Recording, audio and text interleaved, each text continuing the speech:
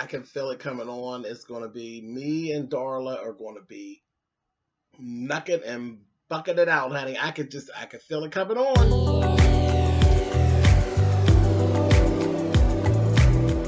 And I'm like, come on through, Cookie. I'm going up on my soapbox. That's basically it. Let's talk about drag and all its forms.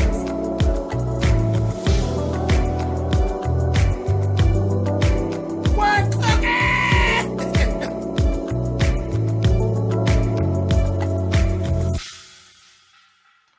Hey guys, thanks so much for clicking on the video. This is my review for Queen Sugar. This is season 3, episode 6. And as I said, I can feel it coming on. Me and Darla are going to be at it, baby. Darla, she just really gripes my bottom. You hear me? But anyway, let's go ahead and talk about these things that are going on with our family over here at Queen Sugar. First things first, Charlie and Micah are both walking around in a daze, lying to each other about being okay.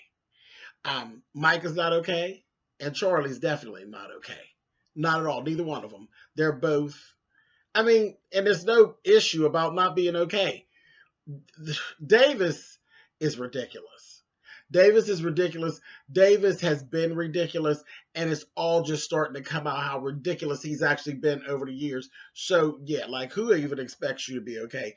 And now everything has actually hit the news, and it's all in the tabloids and all on, E. And so it's all over the television, all in the newspapers. A mess. A mess. People are saying things to Mike at school. Nobody expects you to be okay. It's a damn mess. Anyway, Aunt Vi and Nova. Aunt Vi had actually called over. She had ran low on help. Something happened with her assistant, and she needed Nova's help. So she forced Nova in to help her with her power order. And they were just talking back and forth. Nova was pretty much draining Aunt Vi for what it was she was saying, to go toward her book. Vi's like, no, we're not putting all of this in the book, this, that, and the other. I'm just talking to you. And Nova's like, push the record button. Yeah, right, Aunt Vi. And then she told her, I can tell something's up with you. I don't know what it is, but something's up with you, and it's got you all, because that phone kept going off. Remy, what's up with you? Like, seriously, so you're really trying to pursue, I'm like, wait a minute. Okay. I understand, what happened I thought was unfortunate, but obviously Remy doesn't find it that was unfortunate. He's literally, it seems, openly pursuing Nova at this point. Like, seriously, dude, as much as you turn your nose up to things that Charlie does or things that Charlie considers and the way she moves about, you are literally Mr. Goody Two-Shoes, openly and forwardly going after her sister. Yeah, you're stand-up gentleman, right? Whatever. No, Charlie's not 100% right in the things that she does, but really, dude, you're giving me snake at this point. Mess. You need to sweep out your own porch before you start going over there in her yard trying to clean up. Anyway, Charlie ended up running into Jacob, Jacob's friend that he ran into in the bar, and they are a surveying firm, and they were actually doing something on Mr. Prosper's land, and Charlie had stopped, and they were real vague, and he didn't want to really give her a business card and all of this, saying, he's not at liberty to talk about what it is that the Landrys are doing, this, that, thing, and the other. So what it seems that we found out in this episode, the Landrys are actually up to something, and I think their little plan is a little bigger than what Charlie's plan is.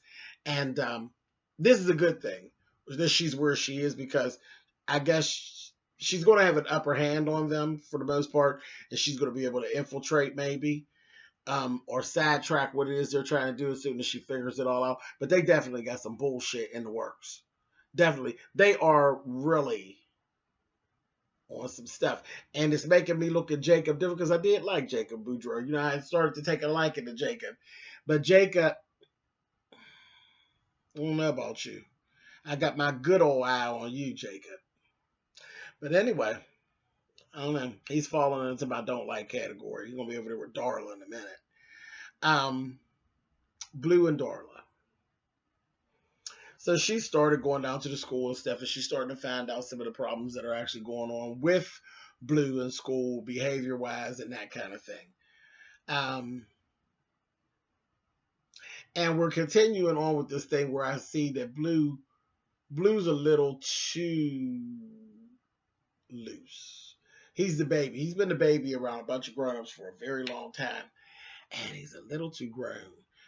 When they want to talk to him about things, that he just, he thinks that he is at liberty to change the subject and change the dynamic and switch the atmosphere in the room. Excuse me, what are you, 8?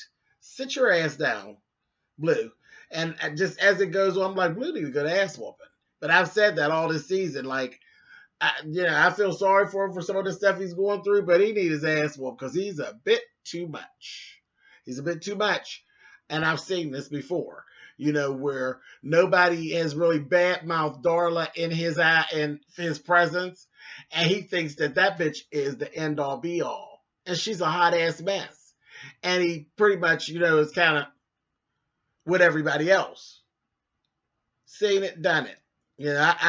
I'm guilty of it because I never, here I go, up on my soapbox. I would never down talk my children's mother and fathers. I never talked about their bio parents in a bad way in front of them.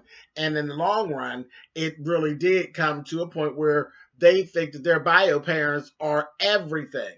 And of course, when it comes to me, I'm the disciplinarian. I'm the one that has to say no when shit's not, when it ain't getting ready to go down.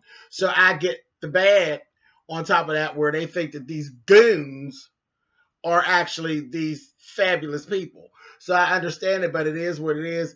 And there's, in my eyes, there's no other way to do it because I'm not going to down talk their parents to them. I'm not going to do that. Doesn't matter what their issues were. Coming from you, being that disciplinary person, you're always going to play the bad guy. It just is what it is. Yeah, I don't know another way to actually get around it other than to put on your big girl or big boy pants, and you got to take it, and you will be, and for years and years to come until they're grown and really do understand who these people are. You're going to be the victim to your children, that you've taken on. You're going to be the bad guy. And this is not what I think. This is what I know. This is what I walk in every day. You're going to be the bad one. So it just kind of is what it is. So I totally understand where Ralph Angel is, and I totally understand where Darla is, but Darla needs to sit her goddamn ass down. But then this is what they do. This is classic crackhead shit. Classic crackhead shit. They're so above, once they decided they don't want to smoke anymore. And sometimes before they stop smoking, they are so sitting in judgment of every decision you make and everything you did, just like you haven't done all their work. Child, don't get me started. We're not going there. That's another video for another time, but bam it, and I'm back. Let's go. Let's move on. But this is what's going on with Darla. Darla's trying to, infiltrate, trying to play parent, and Blue ain't even trying. He's giving her, yeah, girl, okay, whatever. He blows that off. Anytime she tries to play parent, he kind of blows her off. But they get down to the whole thing of he's acting out because there was a little boy at school he had pushed or something. That's because the little boy told him, your mother left because she didn't love you anymore. You know how mean kids are. And that kind of thing. And then he didn't know, and he was believing them. Because they always believe everybody else other than you, other than the one that's raising them. They believe everything that everybody else says. So that's just that. So that was that. But of course, Darla blames Ralph Angel. I'm like, bitch, if you don't go sit down, ridiculous. Anyway, so a date took place with Ralph Angel, and is her name Trin? I can't remember. I think her name was Trin, but his boss's daughter. They went on a date. It was really, really nice. It was a daytime date, which was cool. They went bike riding. It was just a date, a nice date, not you trying to get in my pants or any of that kind of stuff. It was a nice, respectable, classic date. Nice. And they found out how much they had in common. They both have had lives where they have been gone and then they've come back. And there's guilty feelings as well as feelings of being alone and feelings of being trapped, trying to fit back in to where they are and trying to make up for lost time, which you can't make up for lost time. Time waits for no one. The only thing you can do is try to grasp what you missed and move on. That's all, because you can't make up for shit that happened in the past that didn't already happen. So that's what they found, and then they did end up having a little peck, honey. I said, "Oh, this is cute," and they had a little peck. So this is going well. This is going well because he even came to her, and told her, I spent some time in jail, and if you feel some kind of way about that, I will understand. If you want to hang out. She's like, "It was in your files already now. Child, I'm here." I was like, "That's right, girl. We like her, honey. I got to figure out what her name is. I think it's Trent, though, but I got to figure it out because I need to know." Anyway, drop it in the comments if you all remember. Micah and his little friends. I'm so tired of them, child. I'm tired of them already. Because I just see the forest through the trees. I just think they're trouble, but whatever. So they're all out. And I'm looking at Micah is doing these little things. Kiki's trying to call him. He's like blowing Kiki off. I'm like, Micah, you can fuck up. You really are. But okay, you got to learn it. They ran into a little racist group. They were out, just hanging out. They wasn't even starting trouble this time. But again, they put themselves in positions that they don't have to be in, which is one of the biggest problems with them. Stop putting yourself in these volatile positions. Why are you out on the land of this white man? And then here come people with Confederate flags talking all this shit, then called the girl a black bitch. And now y'all at odds. Y'all, Micah done ran over to the car with the tough shit because he already angry about Davis. Yanked their flag off their car and chased them off. And it could have been all the same if they had went in their trunks and pulled their shotguns because generally, those types carry shotguns. But they ran on off. And then here comes the white man that owns the ground telling them about calling the police and all of this. And my thing, why are you there? Why are you there? They are constantly putting themselves in danger's way. They are a problem. They are really a problem. And it's always the so-called innocent person that always gets balled up. So when something goes down, Michael, you're going to be the one to get balled up. I hate to be the one to tell you, but I've been living life a long time. And that's kind of how it goes. If of those 5 children, somebody's going to get hurt or get killed in this storyline, I promise you it's going to be Micah. Whatever, child. Come on. Anyway, let's move on. And tell me in the comments if you agree or don't. But that's the way it goes. Innocent person gets balled up. When there's a fight that breaks out, it's innocent people that get trampled. When the fight breaks out, the person that gets shot is generally the one trying to break it up. That's just the way the world goes. It's just the way it is. I didn't make the rules. I just live here. It's just the way it is.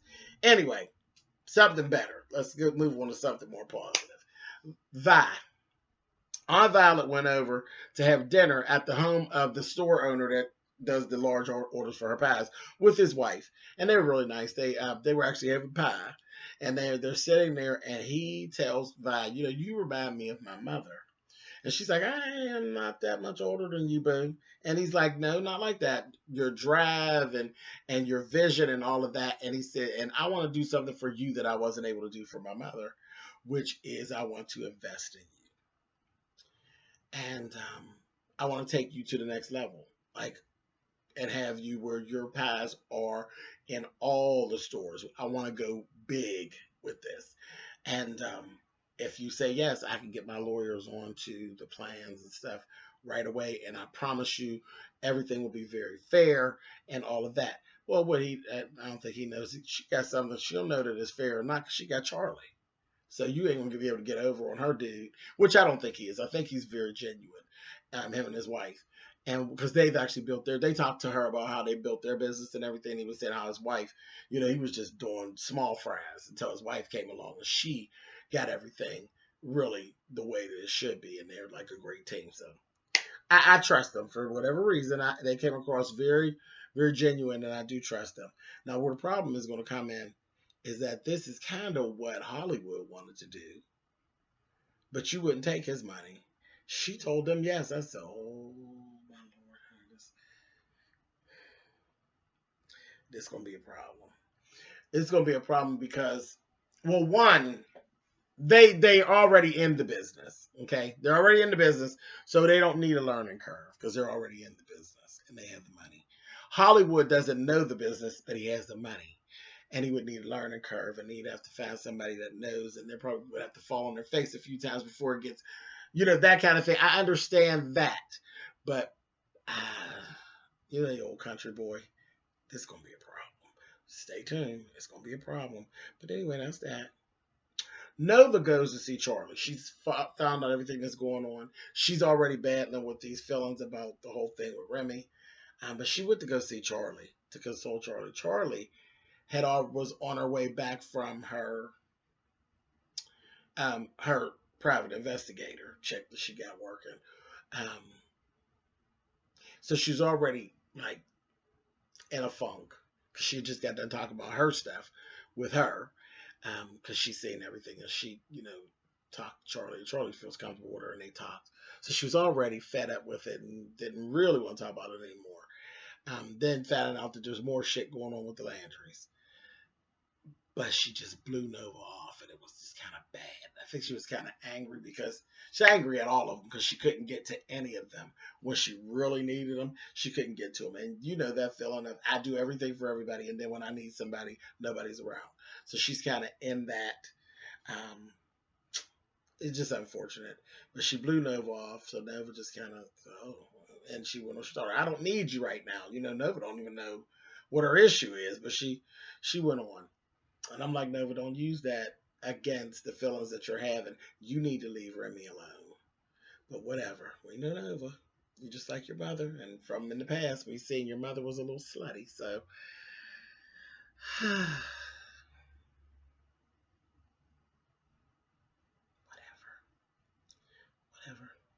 And then they also threw in there, and I know y'all caught it, that the investigator that Charlie works with is a lesbian. She has an ex-wife. I know you all caught that. Why that was even thrown in there, I don't know. But yeah, it's in there. Ooh, I don't know. Hopefully we won't get a scene where Charlie goes and plays lesbian for 2 days. I don't know. I don't know what the whole purpose of that was, Ava, but okay. So big blow up happens. Ralph Angel is not home. Okay, he's not home yet. Darla shows up to bring Blue home. The roommate, the little guy, the little felon, as soon as she came in the door and I see like 3 guys sitting there and they're playing spades. And he wasn't standing there. He was like wherever in the house, I guess going to the bathroom or whatever, but they're in the kitchen.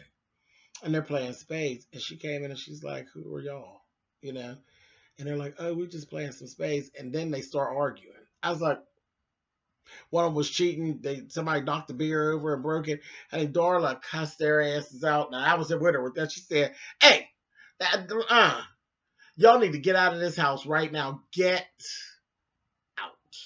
Get out. Now, the one thing that I was happy about is that nobody went sideways and get to calling her bitches and all of this. And she had little Blue with her and all of this. And the little felon guy to come back from the damn bathroom.